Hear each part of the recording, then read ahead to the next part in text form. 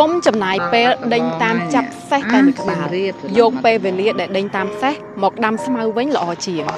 នៅពេលដែលស្មៅលាស់ខៀវខ្ចីតែងតែមានវងសេះធំធំដើរចូលមកដើម្បីឲ្យយើងរើសកុំដេញតាមនរណាម្នាក់សុកចិត្តនៅស្ងៀមស្ងាត់ម្នាក់ឯងមួយរយៈពេលសិនដើម្បីហ្វឹកហាត់សមត្ថភាពនៅក្នុងផ្នែកណាមួយឲ្យចេះប្រកបអនុវត្តហើយអនុវត្តទៀតរហូតដល់យើងមានជំនាញនឹងទេពកោសល្យ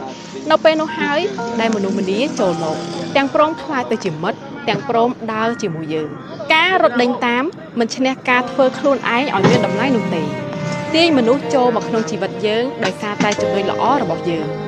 ដូចជាផ្កាអញ្ចឹងតែពេលណារីកហើយទៅខ្លាចអីដែលថាមេអំបៅមិនហៅមកក្រេបនោះដឹកមកតាមក្រៅយើងទៅនេះ